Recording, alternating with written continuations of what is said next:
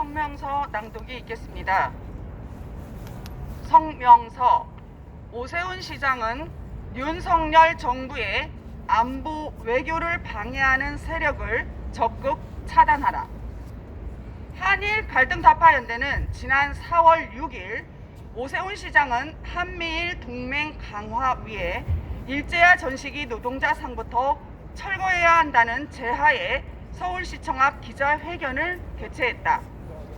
여기서 한타련은 오세훈 시장에게 반일 감정의 도화선인 징용상은 민노총이 국유지에 무단 설치한 불법 동상이므로 우선적으로 철거라는 가능한 법적 조치부터 집행해야 한다고 진정서를 제출했다.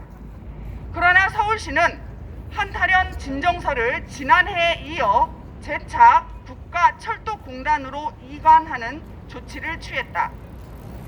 한타련의 민원에 대해 철도공단은 국유재산법상 적법한 절차나 권한 없이 용상역 광장에 설치된 징용상에 대해 변상금을 부과하고 있다는 점, 징용상은 공익을 해할 것으로 인정되기 어려워 강제 철거가 곤란하다는 점, 지속적으로 동상 설치 당사자에 대하여 자진 철거토록 요구할 계획이라는 점이 기본적인 입장이다.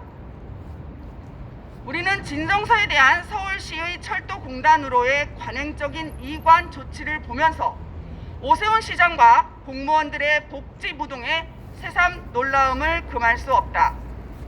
오세훈 서울시장은 국민의힘 소속의 유력한 정치인으로서 곧 출범할 윤석열 정부의 한일 관계 개선에 도움을 주어야 할 핵심 지자체의 수장이다.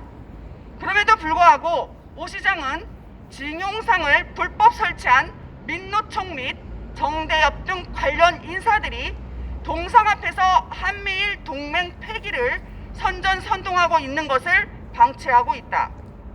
뿐만 아니라 변호사 출신인 법조인 오 시장은 불법으로 무단 설치한 징용상에 대해서도 문제의식이 미흡한 것으로 보인다. 징용상은 단순히 일제 과거사를 기억하려는 동상이 아니라 반일 감정을 부추기기 위해 국수주의를 시민들에게 세뇌시키는 정치적 조형물인데도 말이다. 징용상의 원조는 위안부상으로 먼저 위안부상 사건을 이해할 필요가 있다. 위안부상은 이를 주도한 윤미향이 정대협에서 활동하던 시절 보조금 관리에 관한 법률 위반, 사기, 기부금법 위반, 업무상 횡령, 준사기 등 8개 혐의로 재판 중이다.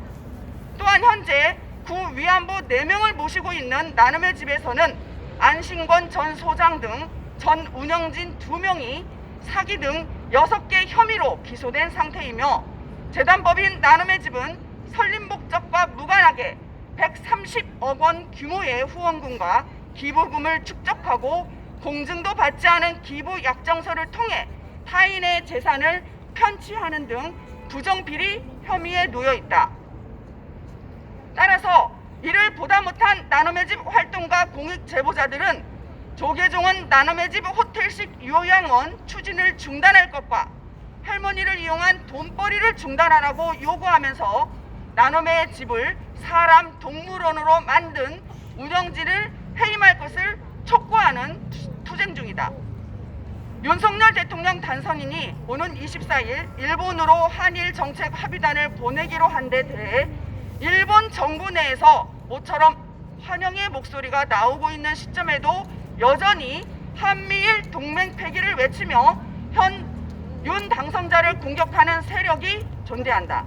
우리는 러시아의 일방적 침공 앞에서 안보 동맹이 부재했던 우크라이나의 참화를 목도하면서 종북 주사파 경향 세력의 안보 동맹 폐기 요구는 북한의 침공을 돕는 결과를 초래한다고 생각한다.